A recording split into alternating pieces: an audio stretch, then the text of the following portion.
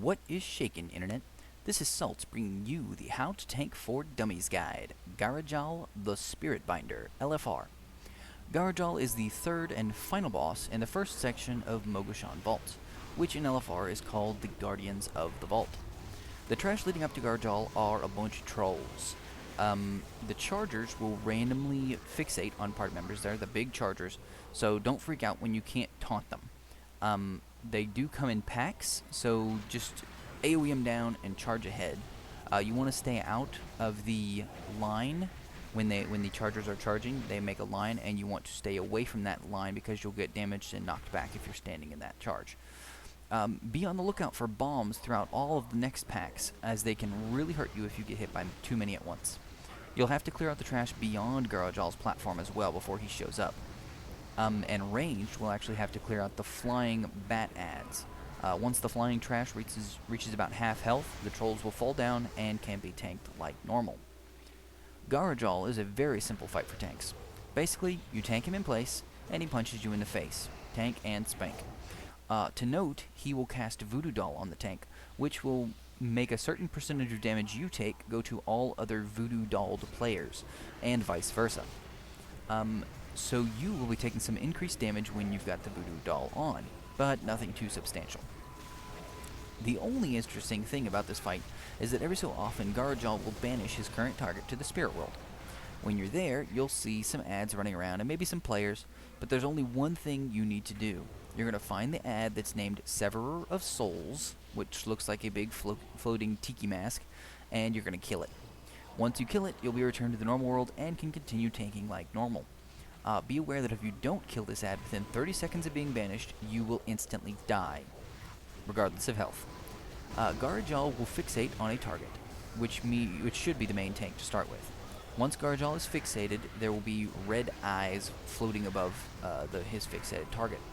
The off-tank should then keep taunting and ensure that he is the second highest threat. Or the highest threat, but it's fixated, so he can't get over there.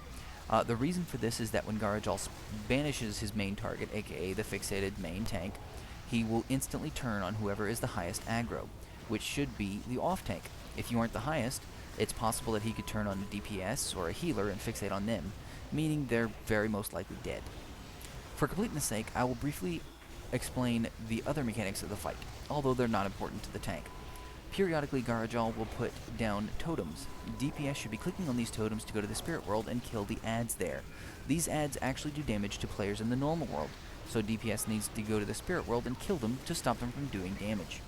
Anyone can click on the totems and go to the spirit world as long as they don't have the Voodoo Doll debuff on them, and any number of players can click on any totem. Once they're in there, after 30 seconds, they'll instantly get warped back to the normal world, or they can click on an action button and go back automatically. This is really not a hard fight to tank, as there's basically nothing to do until you get banished. You should pop DPS cooldowns if you're having trouble on the Severer of Souls, which you shouldn't, and survival cooldowns when you have the Voodoo Doll, if you need to. Very simple fight. Do note that at 20% remaining health, the boss will enrage and do more damage overall, so you might want to save your cooldowns for that if needed.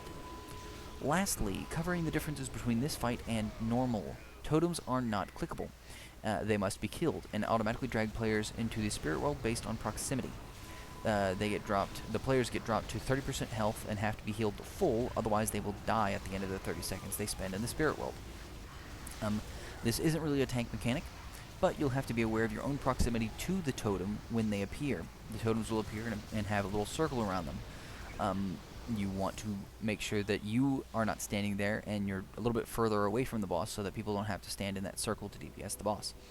Damage will be significantly higher from Voodoo Dolls, since ads will be doing damage to the other Voodoo Dolled characters, which deals like 80% of that damage to you. Otherwise, it's pretty much the same old story, same old song and dance, with bigger numbers. I hope you enjoyed this guide for dummies. Please like, favorite, subscribe, all that jazz, and, as always, you keep it saltsy, Internet. Death be a doorway, and time a window. I'll be back.